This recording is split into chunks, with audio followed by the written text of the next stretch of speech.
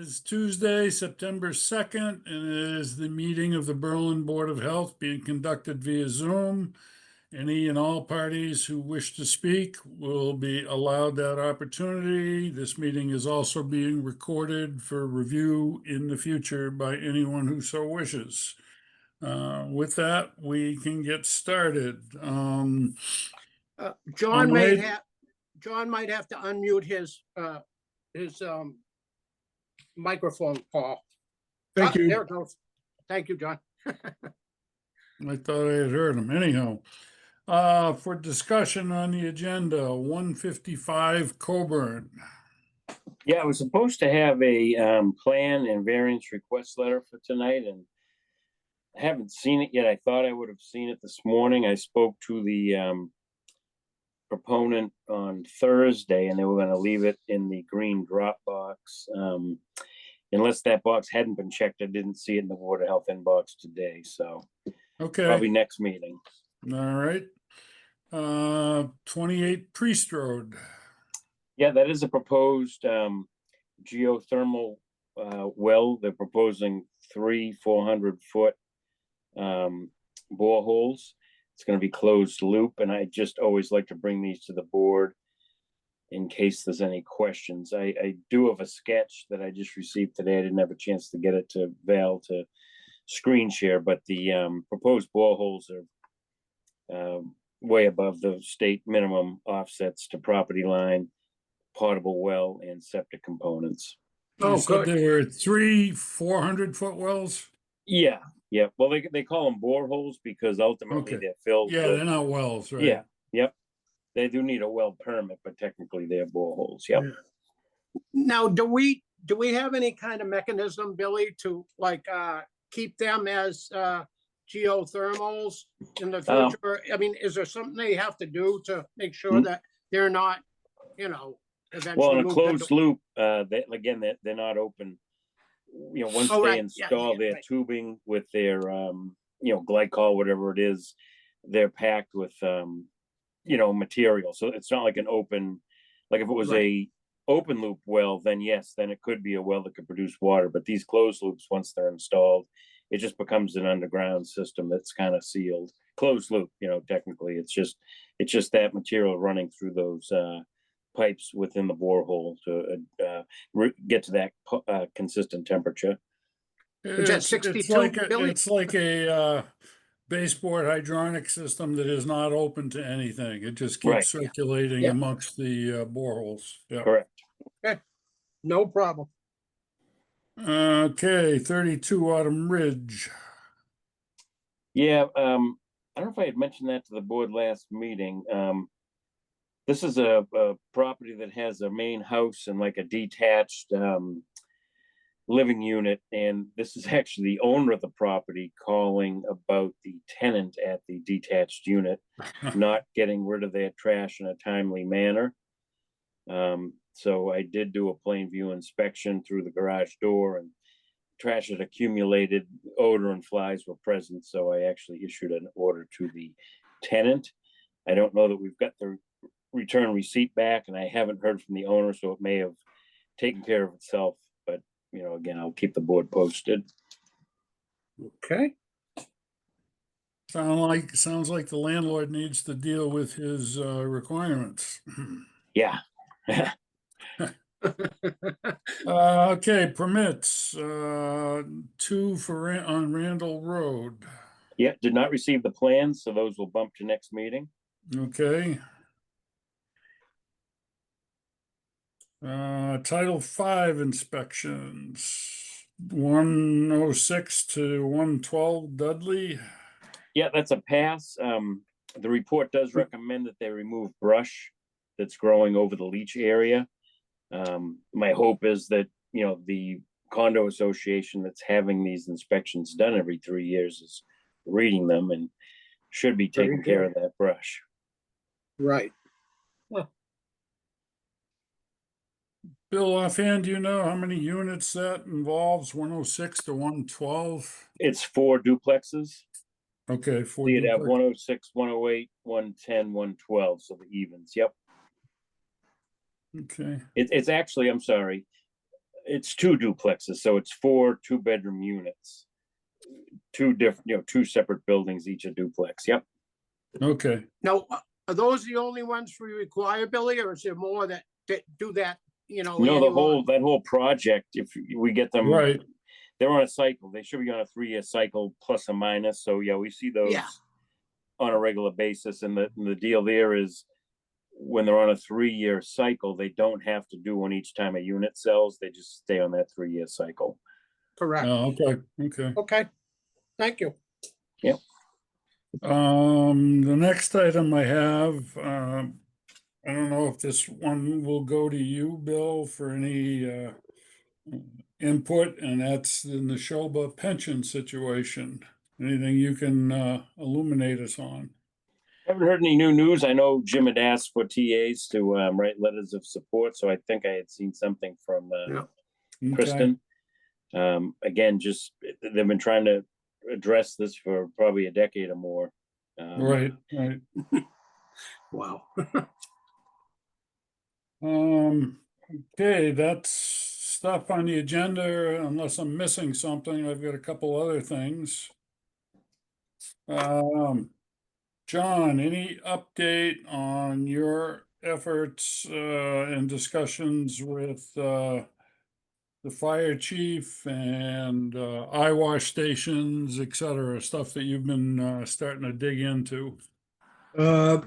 If we keep this current footprint for an office, I sent you one from the Granger app that we could just put up on the wall. Oh, okay. If we and one that I would like to purchase if we could for the time being. If we do, when we do, then I have a secondary option that we could put in there that'd be a little more robust through a gravity fed system. But my concern is how long these things can last. Right, Sometimes they're 6 months, and the ones I was looking at was 3 years. So it's cheaper Oh, for yeah. us for operating costs. As far, I had a meeting with the chief. He is the COA is apparently trying to find a driver, so they're going to keep the AED with that van, and he's going to be working with his budget and acquiring a few more. So we have all town buildings would have an AED accessible to them. Could we get any of that money through the PHEP funds or something through the state for those? Through that Pam Masters and all that stuff we're getting from them? Is there any money available for something like that rather than like radios or? What are we talking about? Are we talking about the AED and the defibrillators? Or are we talking about Yeah. communication? Well, we get money from the state for certain options like for communications and that type of stuff, but I don't know if we've ever actually looked into, going after like something like that, which would be valuable, I mean, yeah. So the way I haven't pursued it, I wasn't aware of that there's a potential. The chief and I were working through this, and I was trying to keep the continuity of equipment and training, and There you not try go. to step outside that too much. No problem. But again, he's got purchasing power, and he can work with it. It would be his Yes. AED. His guys will be in charge of checking the expiration dates.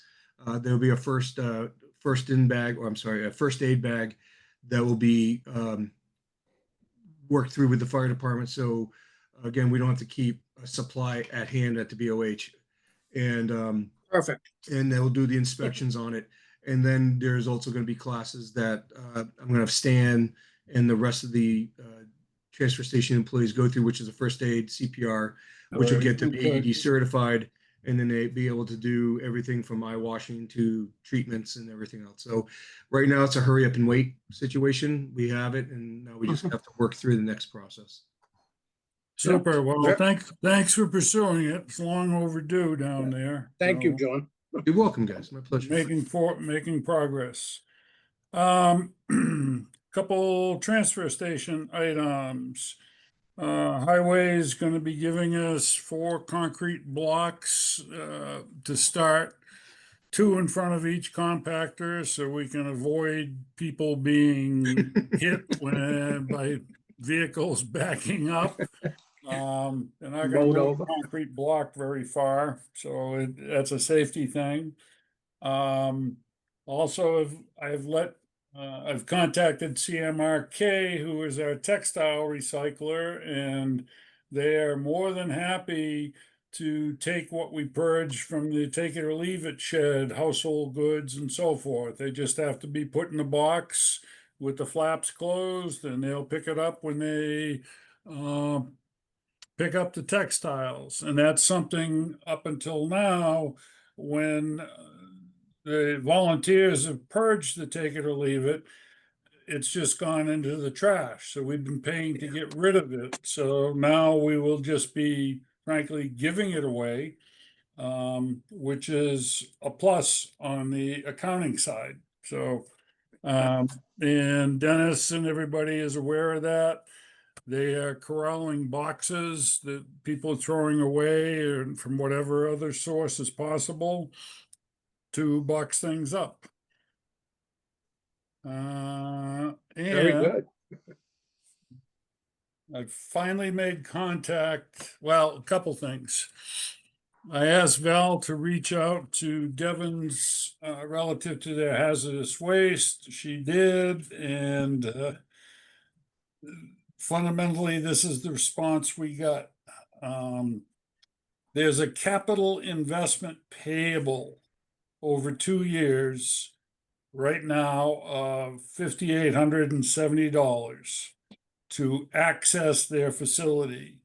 Then there's an annual operating contribution currently at a little over $2,000 a year. And my understanding is residents that bring material also have to pay.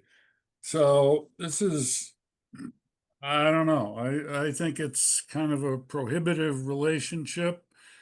I've got a call Yeah. into NEDT, the outfit in Sutton. And I am composing, well, let me back it up just a bit. I have also found a company with Val's help that will do a hazardous waste day in Berlin at the transfer station. The caveat is they need to come and look at the transfer station and make sure it works for their operation. This is a couple weeks ago. They only had one date available this fall, but next spring is open. So we can do something then. There's also, and the financial cost needs to be dealt in more detail. It was a little sketchy talking to them. There's a startup cost or an operational cost to bring their crew into the transfer station and set up. And ballpark, that was somewhere around $3,000 or $4,000. And then people that bring things in would be assessed a charge for whatever they bring in. And there are terms like some kind of some kind of pack, PAK, and that's worth so much. A gallon is worth so much, depending what it is. I have detailed information, which is a little confusing. I'm going to try and go through it and organize it. And once I've done that, I'm going to leave copies for everybody at the Board of Health to take a look at. It's certainly something we all need to understand if we're going to pursue it. Because again, it's dollars and cents. At this point, we have, I would think when we do the budget for this coming year, assuming we're going to have a hazardous waste day in the spring, we may have to put in for some capital to subsidize or to take care of the operational setup costs. I don't know, a lot of dangling ends on that, but at Yeah. least we found a company that will come and do it. I have a submission for the Powder Post news for the next one coming out, mostly dealing with the transfer station and landfill cap assessment. I've also written something relative to the hazardous waste. One of the things, and I don't know how much space we have on this Powder Post News, so Val and I will deal with that with D.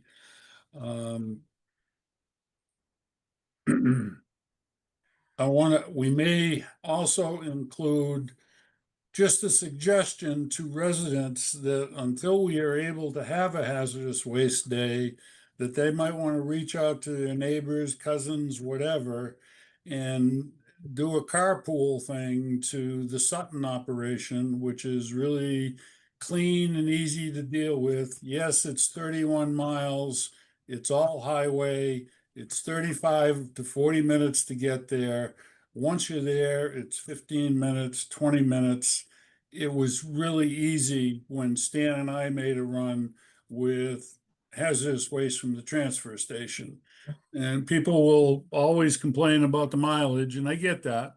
But if 2 or 3 families get together, it's really no big deal, particularly if they're anxious to get rid of the material they have. Yeah, I if they're mean, moving it it, all yeah. depends on their personal feelings and approach to that. But I'm going to hang that out to the public for the time being. What was the name of that place, Paul? It's New England Disposal Technologies There you go. Thank you. in NEDT, which I am pretty sure they've just been bought out by a bigger company. So I'm waiting to hear if there's a new name, how they're operating, Yep, et cetera. Cool. Anything else on that? On the update on, I think I've mentioned at previous meetings, our transfer station third-party inspection passed with no issues whatsoever. Nice. We are now engaging in what is called landfill cap assessment. And that is something mandated by DEP to determine how much cover material we have over the landfill refuse. There's going to be approximately 30 test holes dug on the landfill surface at roughly 100-foot grid system. So 100 feet each way, there'll be another test hole. The test holes will be 3 to 4 feet in diameter, down to a depth where they reach landfill refuse. That will be inspected by DEP and an engineering firm we've engaged. Once that's inspected and information recorded, a layer of bentonite, which we will have to buy, is put down. It's water is added to it. Bentonite is basically a water sealant. They use it in the bottom of ponds. As soon as water hits it, it expands, I don't know, 10 or 15 times, and minimizes or eliminates any water penetration. Once that is in place, then the material that was excavated for the hole gets put back in, and we move on to the next hole. I've talked to the highway department, and they are going to assist us with the backhoe to dig these. Beautiful. The only compensation they want is a replenishment of fuel, which is it's like an early Christmas, if you ask me. Yeah. Otherwise, No we'd kidding. be hiring a private contractor and, at X number of dollars an hour. And it would get costly because this is probably a 2 to 3 day operation, seeing as how it requires somewhere in the vicinity of 30 holes through the Yeah. landfill cap. And that is anticipated to be done this fall. I talked to the engineering firm today. They're in the final draft of the permit that needs to be submitted to DEP. DEP has 3 to 4 weeks to act on it. So the fall is still very likely, and I've got a call into the DEP section chief to help expedite this. Because it's the first part of another DEP mandated situation, which tentatively would be next spring, and that is to put a number of monitoring wells in to monitor groundwater flow, see if there are any contaminants, check for landfill gas. And that will be a whole separate engineering proposal and DEP requirements. So it's one step at a time. The ultimate goal is to get these things done and get a certified closure statement from DEP, which would then allow us to put a solar array on the landfill for the benefit of the town. So that space, that landmass does not go to waste. We can recoup something from it. Yep. So that's it on that. Any That's great news, Paul. questions or clarifications? Sounds good, Paul. You got it, the ball rolling on that. Oh, yeah, yeah. Sounds good Just to tough me. to get it rolling. Once it's rolling, you can keep it rolling pretty easily, but Oh, yeah, if it don't steamroll it. yeah, exactly. It doesn't roll back over you. Jeez. Does anybody have anything else? I do not. I do not either. Okay. Valerie, you have any? No, we should just approve the minutes quick. Yeah, that's a good Okay, idea. thank you. And make a motion to approve last meeting's minutes. I'll second that. All right, all in favor, I'll say aye. Aye. Aye. Okay. Minutes are approved. And Val, I will see you in the morning. I have some word processing that needs to be done. You got it. Make a And some other motion to things. end the meeting. What's that, John? Make a motion to end the meeting. I'll second it. All in favor? Aye. Aye. Aye.